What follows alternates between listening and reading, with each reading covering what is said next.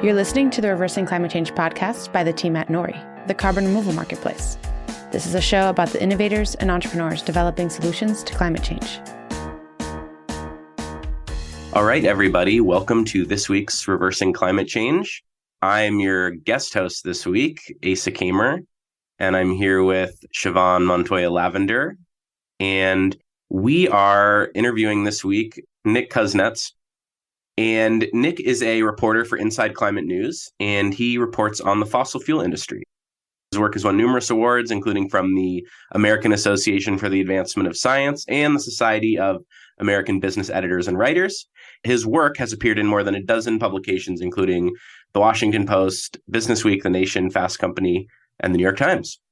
And so we are going to be talking about an article that he wrote back in the beginning of December of 2022. And it was about Project Bison, which is a project by a company out of California called CarbonCapture Co. I think a lot of our listeners probably know about this project. They know about this company. And they want to build a large DAC facility. If they get to it first, it would be the largest in the world. There's others about as big that are planned in other locations, but it's ambitious in size. And it's going to be located, or they're proposing to locate it in Rock Springs, Wyoming. And they want to remove 5 million tons of CO2 annually by 2030 with this project. And so in December, Nick went to this community, to Rock Springs, to report on the company's outreach that they're doing, their public outreach work that included at least one town hall that he talked about, and I think some other components to it. So he attended that, and he also spoke with a lot of local folks out there. And the context of all this is, Wyoming has been proactive in carbon capture, has done some point source carbon capture, but this would be kind of their first foray into direct air capture, carbon removal. So it would be certainly a new endeavor and not something that we really know how it's going to go. For me personally, after reading that article, I've been very intrigued because, we cover carbon removal on this show and Carbon Removal Newsroom, the other show I do. We get a lot of info from companies and governments about what they want to do, but much less about what people on the ground who live where some of these projects are proposed think about it. And so with that, sorry, that was a long intro. Normally we are more conversational at the top. But I like it. It's prestigious. Yeah. The 60 minutes of carbon removal. That's our goal. So hi, Nick. Thank you for joining us. How are you doing? I'm doing all right. Yeah. Thank you for having me on. Awesome. And Siobhan, how are you today? Oh, I'm doing great. I'm on vacation, but I'm here nonetheless because I'm so excited to talk to Nick. So here we are. Right on. Okay. So Nick, I gave a little bit of information about Project Bison, but can you just start off by telling us, we'll include the article in the show notes for people who haven't read it, but can you tell us about what you were looking for, what you found when you were there, just kind of an overview of your experience reporting from Wyoming? Sure. Yeah. So last year I was doing a whole series of stories both about carbon capture and carbon removal, recognizing these are separate fields, but particularly when it comes to direct air capture and some of the players involved and some of the regulations involved and the tax incentives involved, there's a lot of overlap. And so I was particularly interested.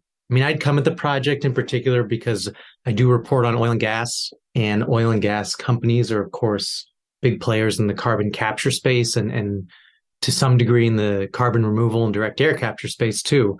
But then this Wyoming project jumped up from a much smaller company that's not tied to oil and gas at all, at least not in the financing. And the timing was just, it was the first time that there was a real specific project planned in a specific place where, as you mentioned, they were having this town hall event because they wanted to meet with and hear from locals. And so they were really starting to kind of engage in a project level. And to me, that was a really great opportunity to start to look at, these projects becoming reality, because that was part of the kind of context for me there was this huge wave of public money coming first from the bipartisan infrastructure bill and then from the Inflation Reduction Act tax credits, the expansion of the carbon capture and tax credits. Suddenly it was like this potential industry that so many people had been, dreaming about or promising for so long was starting to sort of at least get built.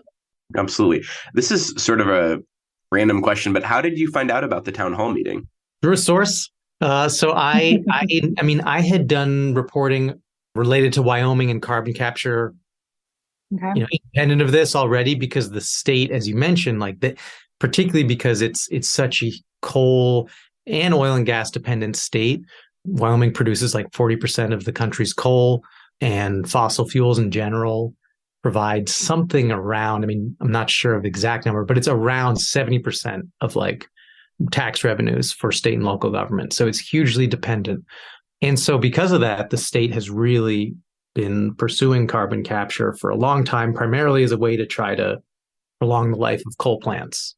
So I had sources there, and I was aware of this project, and I had actually bumped into someone at a conference who said that they were kind of going to be doing outreach. So I started asking around in Wyoming, and just as it happened, someone knew someone who lived in the town, who'd gotten the mailer, and I was like, all right, well, I'm going next week. All right. On the ground journalism. I guess that's Awesome. You're giving us a little inside peek. That's right. Yeah. So, I mean, but in general, this was the kind of thing that was possible because I was reporting on the topic, like through a series of stories. So I'd been talking to a lot of people, both from industry and environmental groups and, all sorts of different sectors. And that's how I heard about this. Cool. And can you paint a picture a bit of what was I think you mentioned it was in a high school gym, and who was talking, who showed up, just Sure. kind of give us I mean, I'm personally fascinated by the actual details of how this is starting to play out. So Yeah, I mean, this is the first one happening, and we're talking about an industry that's going to be as massive as the oil and gas industry. That's a frequent thing we say, is that CDR will be as big as oil and gas. And yet here we are at the very, very beginning, really. And this is one of the very first town halls that's ever happened. And I'm so curious about public reaction. I'm so curious about what we can learn as an industry from events like this and from these early pioneer projects. So yeah, paint us a picture. Sure. Yeah. So it was at a community college in Rock Springs. And so Rock Springs, just briefly, it's in the southwestern corner of the state, which is essentially high desert, very sparsely populated. And the town itself is a long time coal town. There was coal found there sort of late 19th century. And because of that, and because of the kind of geology of the state and the topography of the state, the Union Pacific ended up routing its main line right through there because the coal, fueled the locomotives. Then more recently, there's a big gas field just north of the town. That was one of the first big fracking plays. So oil and gas is a big part of the economy there. And so this community college, part of what it does helps train and helps people get ready for jobs in some of those fields. So the town hall was in a sort of large classroom area. It was big enough to fit. There were more than 100 people in there, and it was totally packed. In fact, so I had been told that I was not going to be admitted. It was a little unclear, they had said it was because it was full and they wanted to prioritize residents. I didn't know whether maybe they also didn't want journalists in there. It was unclear. But for what it's worth, another resident of the area who I was put in touch with before I went was also told she wouldn't be able to go in. But so she and I kind of went together, and they just let us in. And yeah, it was packed. People were pretty animated. People had only had about 1 week's notice, or even less, that this thing was happening. So I think mostly people didn't really know what the project was, or even what the technology was, or anything like that. Yeah, I'm just curious. I feel like for me, I'm imagining if I got a mailer like that, I'm busy. I don't know that I would have time to go to some company's thing talking about what, you know what I mean? I'm sure you talked to people there. Why were people interested in showing up in the first place? Yeah, I mean, I think there's a big range, and I definitely met with people not there who did get the mailer, who couldn't go, or as you said, were busy, or there were people who hadn't even realized they'd gotten the mailer because they don't check their mail. It was a physical mailer is how they send it out, like a postcard.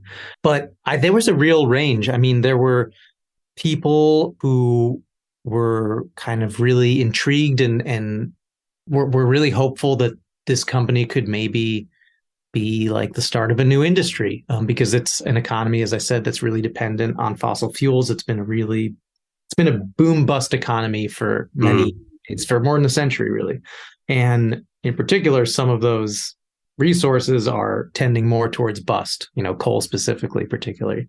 So there were people with that in mind. There were ranchers who were worried that this was going to bring new wind and solar development that was going to both be like an aesthetic blight on the land, but a physical one too.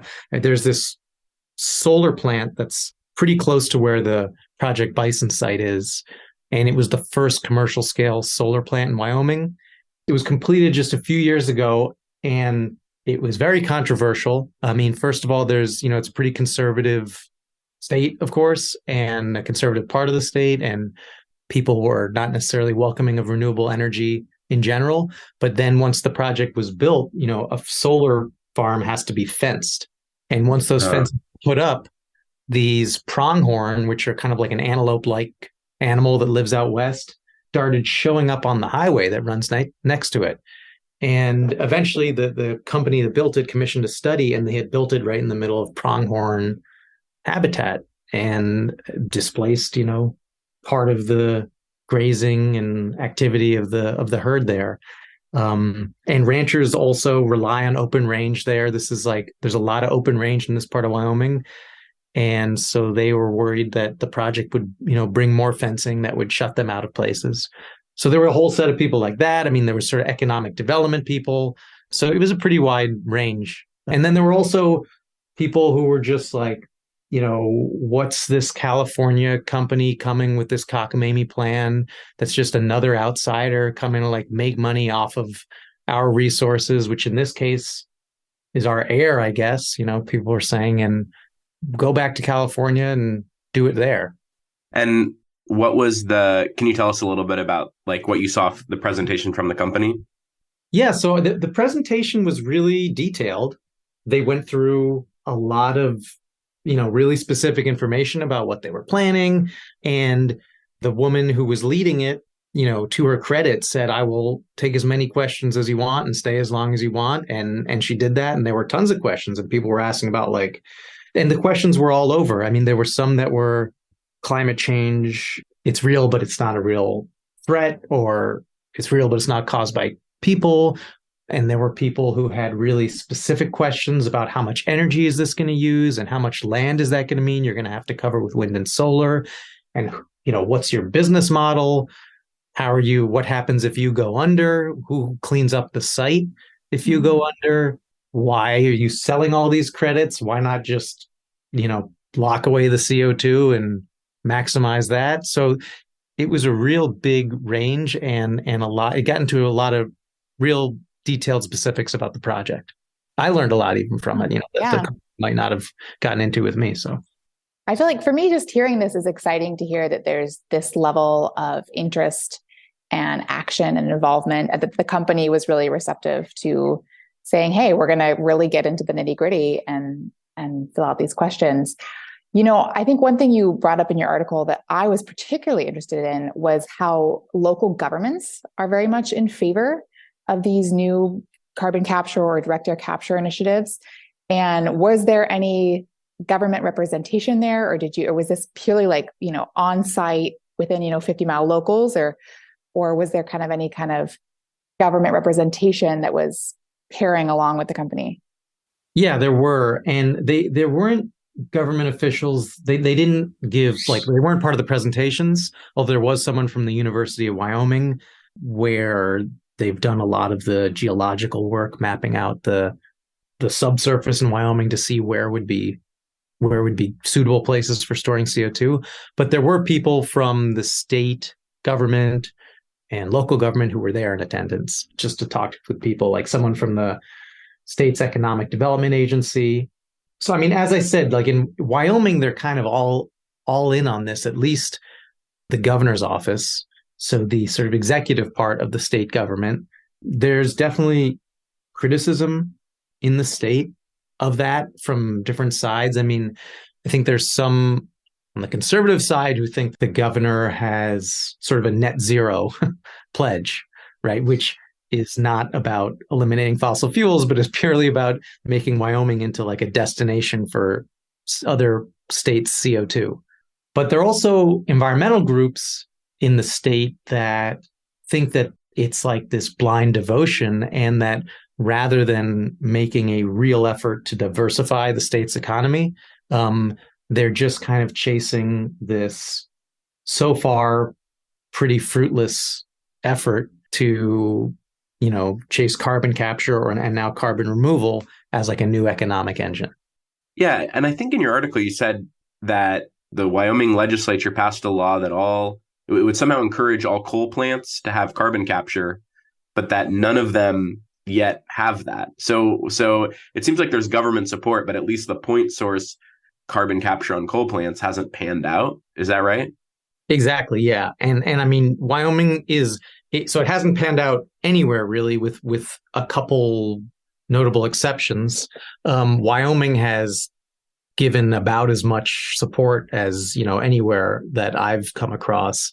And as you said, there was this law passed in 2020 that it was essentially like a version of what other states are doing for renewable energy portfolio standards, where the state will say by 2030, you have to get 30%, 50%, whatever it is from renewable sources. The state said utilities, you have to get, I think it was 20%, but it was a certain amount of your power from coal and carbon capture. And the utilities have largely resisted this because it's extremely expensive and it's much cheaper to build renewable power. It's much cheaper to close a coal plant and replace it with wind or solar, or to convert it to natural gas, than to put carbon capture on a coal plant. There are no commercially operating coal carbon capture plants in the country right now. So the utilities have been kind of resisting it. There's this regulatory process that's playing out, but it has not actually resulted in it happening. Do you think that the community is aware of the price differentiation and how the industry is moving towards renewables surely based on cost effectiveness? Or is that not really permeated the community? Were they aware long before I was aware? I mean, what do you think is like the public perception of the transition? Well, I mean, with the one caveat that I want to just say, this is anecdotal, what I'm saying, right? It's just not like I pretend, but I think certainly there's a good amount of awareness. A lot of people I spoke with just generally see the writing on the wall that the world is moving away from coal, and they recognize this, right?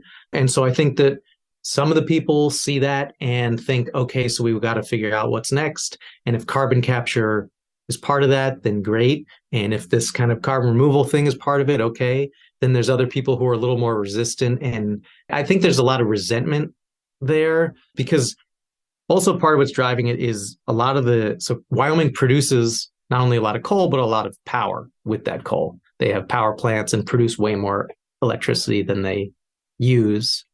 And it's all exported to other states, a lot of it to West Coast states.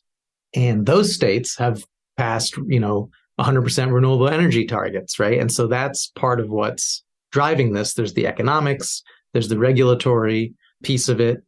And so I think people are resentful of the fact that what's happening in Wyoming is being determined by other states, right? The states that are buying the fossil fuels that are getting produced in Wyoming.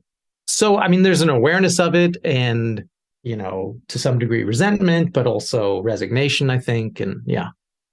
Yeah, that's the part of your piece that kind of stayed with me, was just the reality of what it must be like to be in a place where most of the jobs are coming from this coal plant. And it's a huge part of why the town exists and why a lot of people are probably even living there, in terms of their previous generations moving there to work in the coal plant. I saw that Rock Springs has a huge amount of different nationalities of people living there, because throughout history, a lot of people from different parts of the world have come there for the opportunity of the coal industry. So it's really I don't know if they're quite at the crossroads, because it seems like the coal plant's still going to be around for another 10 or 15 years. but at this a bit of a crossroads. And having this conversation, I'm just sitting here like, wow, I wish we like had some of these people we could talk to. I mean, like we're asking you to like speak for all these people, and you're doing a great job. But it seems like a situation that provokes a lot of different perspectives, probably. And this town, like kind of looking into the future, like what's our future look like? It's emotional, it's existential. And you spoke with the one woman who worked at the coal plant and still calls it my plant, and had a strong connection to it. I can't help but personally, as a person who's wishes all coal plants would shut down today for the sake of the climate, like, on the other hand, you can't really help but feel for someone like that. So, I mean, I think you pointed out that the coal plant employs 300 people. So if that shuts down, which it will in the next 10 or 15 years, and then Carbon Capture Co. is saying they can theoretically employ 200 people. I mean, I think that's not a bad sales pitch. I mean, there's opportunity there for people in Wyoming too, I would think. Yeah. And I should point out also that with the coal plant, part of the plan could be that, so it has 4 units, and some of them, at least currently, the plan is to convert them to natural gas. So it could be that at least a couple of them, that could extend the life. It's kind of up in the air at this point, of course. So it could be that sort of half the plant closes and half of it turns into a natural gas plant, or it could be the whole thing eventually closes. Yes, but on the jobs, I mean, that's the promise, right? And then I guess the question is, will that happen? And what kind of jobs will those be? Because the coal plant jobs have been like really good paying jobs, union jobs. Like Luann Varley, the woman who you mentioned, who I spent some time with, she spent her entire career at the plant and is now involved in the local labor union council. Yeah, they're well-paying jobs, and there isn't a guarantee. I mean, certainly the company says they'll pay people well, but there's no particular guarantee of the quality of the jobs. And the 200 number is also if they reach their full scale, what you said, which 5 million. So initially, they're going to have a fraction of that capacity and a fraction of the number of jobs. That's certainly like what brought this woman, Luann Varley, and some others to the meeting, kind of with, eyes open to say, hey, well, what can they potentially provide? Cool. Yeah. I think from, just anecdotally from the questions you're talking about, it sounds like a pretty savvy, community in terms of awareness around like, hey, what happens if you go under? Are you just going to close up shop and walk away with these rusting buildings? I think it speaks to probably prior experience of, promises being made or initiatives starting or projects starting. And then the community is aware enough to say, hey, who cleans this up? What are the contingency plans? And that's, I think that's encouraging in a lot of ways to hear that there is a community advocating for itself and looking down the pipeline and being aware of different scenarios and different possibilities.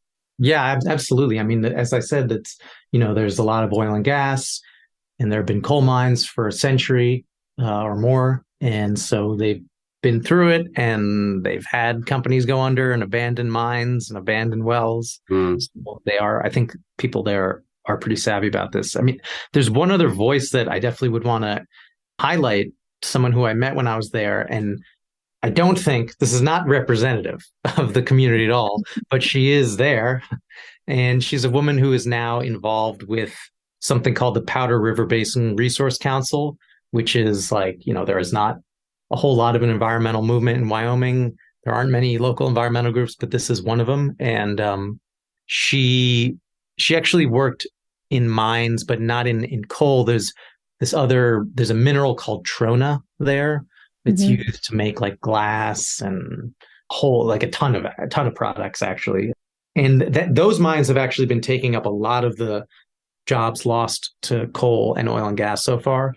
So she spent she worked in those mines for a long time until getting laid off. And now lives on a ranch that's owned by her family, and they raise bison.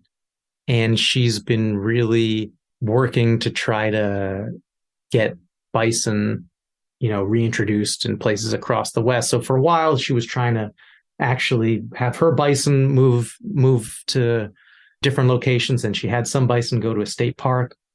Again, she's not like against the Project Bison. Well, although she was somewhat resentful of the name, I guess you'll see why. But I think she is definitely coming from the perspective that the state is just kind of like failing to get the memo on how like an energy economy is failing the state, and seeing the writing on the wall with climate change and a shift to renewable energy.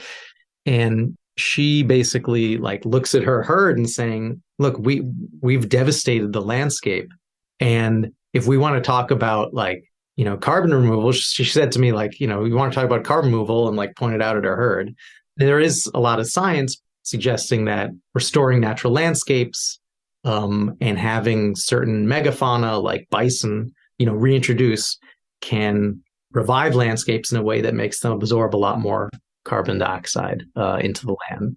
And so, I mean, I think she is somewhat skeptical of this project as like the next, industrial promise that, won't necessarily pan out and will have environmental impacts potentially.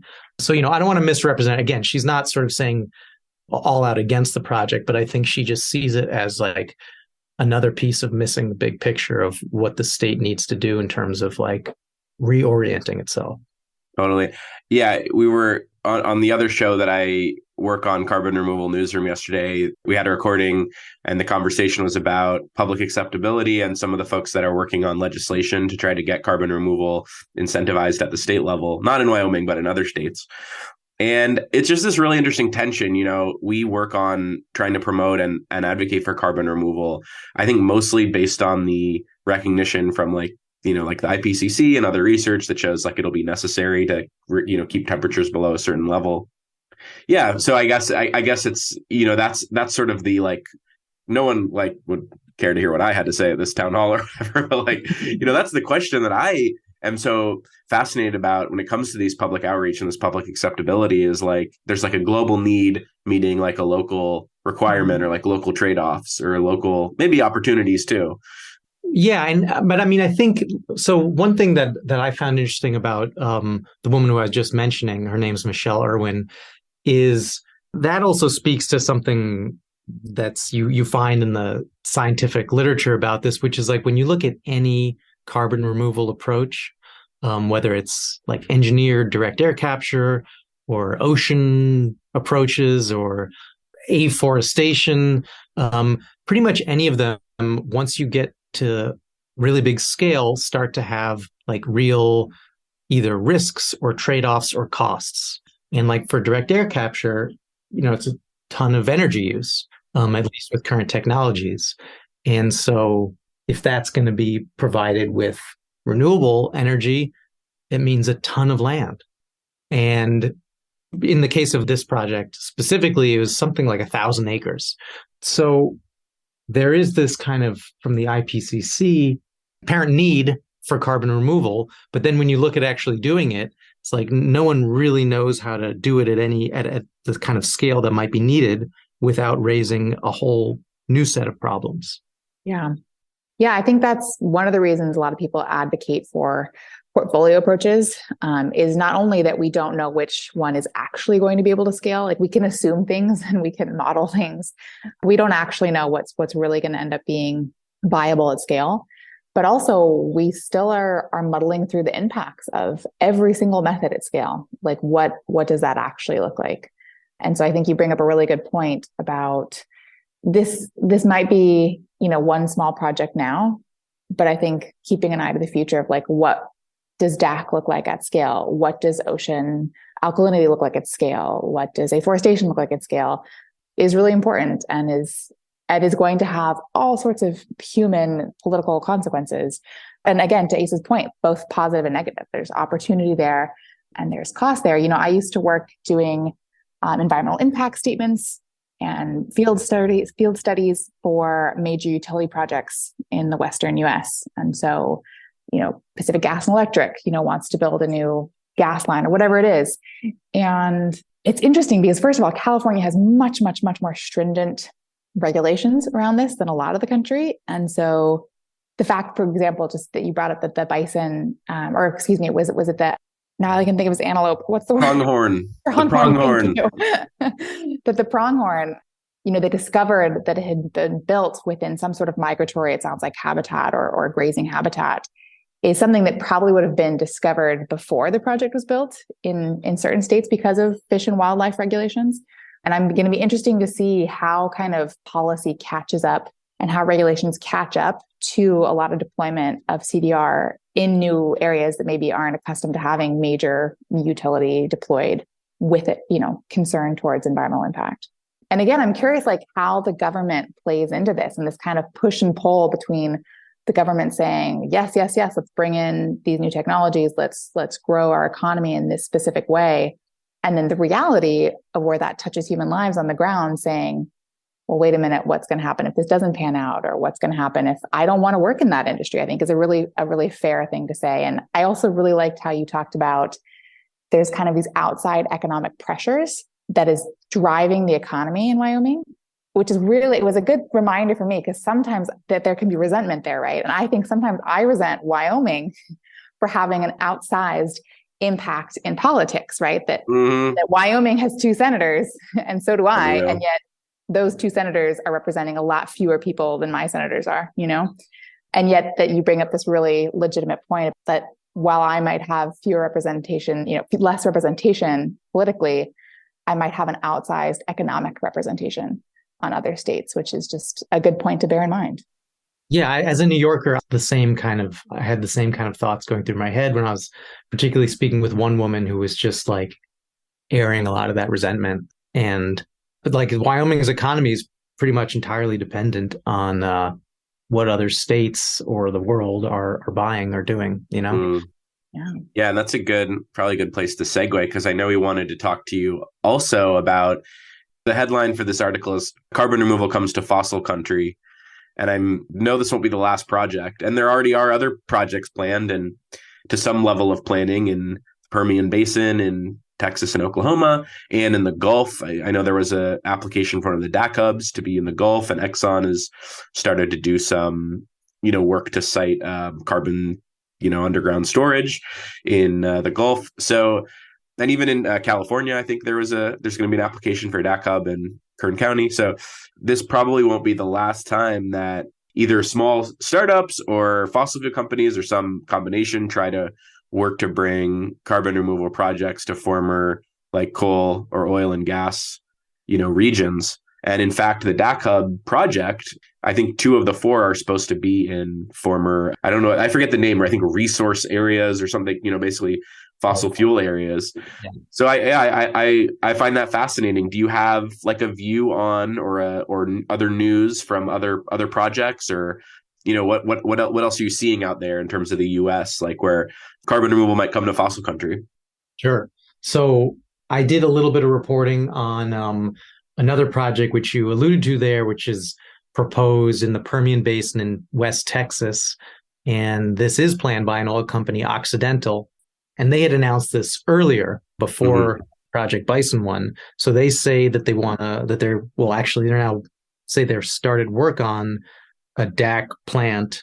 It's outside Odessa, Texas.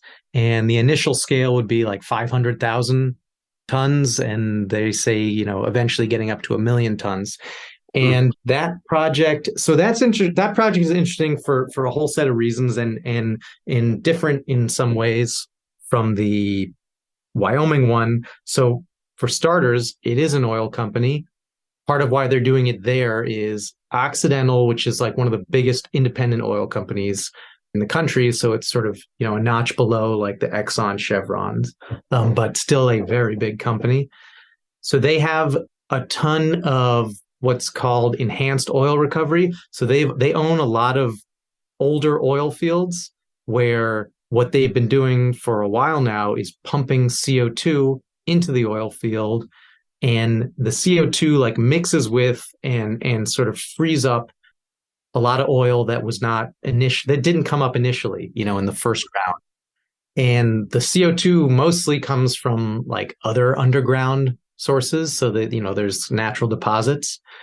But Occidental has been looking a lot into and investing money into both carbon capture and now carbon removal, because they basically, their CEO said this at a conference I was at, where they saw they have all these resources of these depleted oil fields, and they're their nearby sources of CO2 are going to dry up at some point, and they're going to need more CO2. And they say that this is how they're going to get it.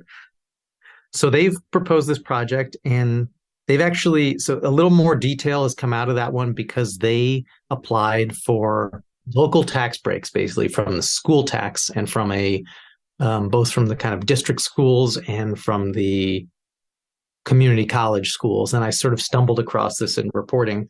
And in those requests, one of which has been granted, they have to say how many jobs they would create and how much they would pay them. And in the case of the 500,000 ton plant, like it would be 25 jobs. So, that's not a ton of jobs, or that's the amount that they promise. It could be more theoretically, but in order to get this tax credit, they have to create those 25 jobs. So I think that one is sort of the furthest along, but some of the CO2 that would be taken out of the air would be going to pump oil.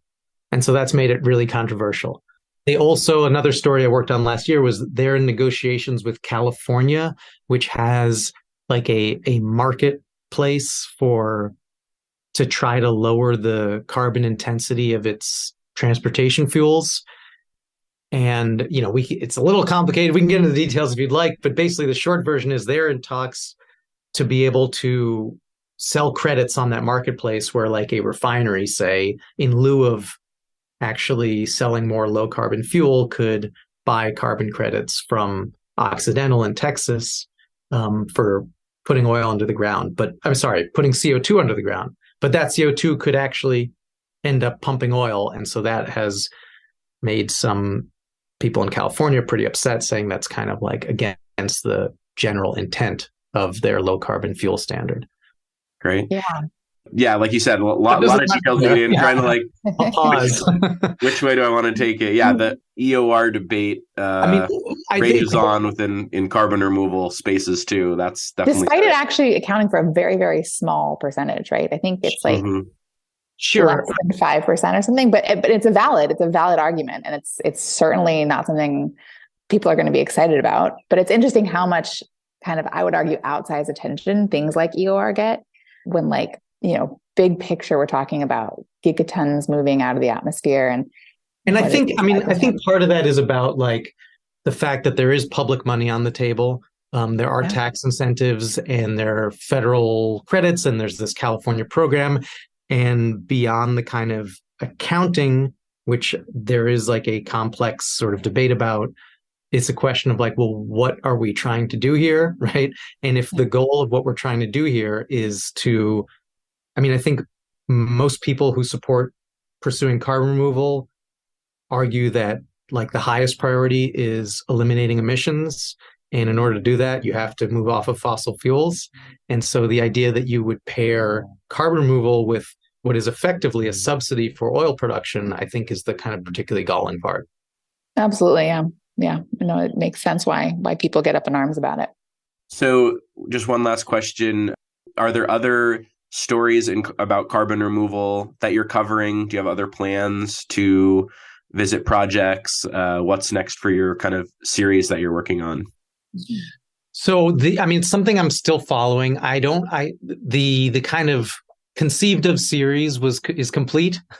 So because I do generally cover like oil and gas more broadly too. And so I'm still tracking the carbon removal and carbon capture fields, and they'll surely keep writing about it, particularly as it develops and as some of the infrastructure money starts getting, directed and awarded. For a long time, this story has just been about like, is this real? To some degree, we won't know the answer to that question for 20, 30 years, right? But I'm interested in all the little developments that will be coming over the next year or two or three that will start to help to give little shreds of answers. I'm really interested in when it, instead of becoming, is this real? When people actually, because I feel like the most common question is, what is this? That's like, just what is this at all? We step outside our bubble and people don't really know about carbon removal. But then I'm really excited to, follow you and perhaps hear some stories from you. What's going to happen when more and more people really do understand what carbon removal is, what it entails?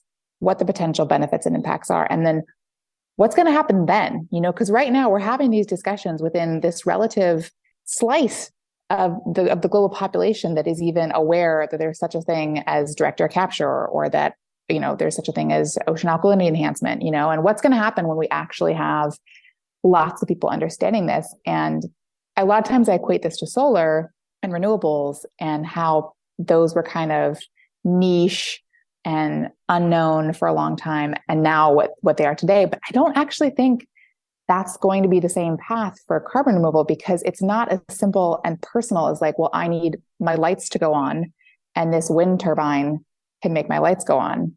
I feel like that's a much more concrete and personal relationship to a burgeoning industry, whereas the relationship to carbon removal is very different, not only because it's not just one thing, and the things are different, reforestation is very different from direct air capture, but also I think there's a challenge of how we make this personal for people and how people really understand. And maybe it is jobs, and maybe it is like things actually being cited within communities, but like what's actually going to make people understand this? And when they do understand what's happening, how are people going to react? I'm very, very curious to see how that plays out. Yeah, well, and that's why I wanted to go write about this project in Wyoming, right? Because it was one small beginning example of that, where it started, potentially becoming real for people. Yeah. Cool. Well, with that, let's wrap up. Nick, thank you so much for joining us. We should have you on again if you would be willing, maybe sometime down the road when there's another project that you can tell us about. Yeah. And you've inspired me. I want to get, more just like on the ground opinions live on air. I want to talk to CarbonCapture. I want to talk to all the players, because this is really cool and interesting and important for our field. So thanks so much for writing about it. Yeah. Well, I'm glad to come on and talk about it. So thanks for having me. Thank you so much for listening to the Reversing Climate Change podcast. Please give us a great review on Spotify or Apple, wherever you're listening to this. Go ahead and share it with a friend. And if you aren't already listening to the Carbon Removal Newsroom and you're eager for more information on this specific topic of carbon removal, head on over. We'll leave a link in the show notes. Thank you so much.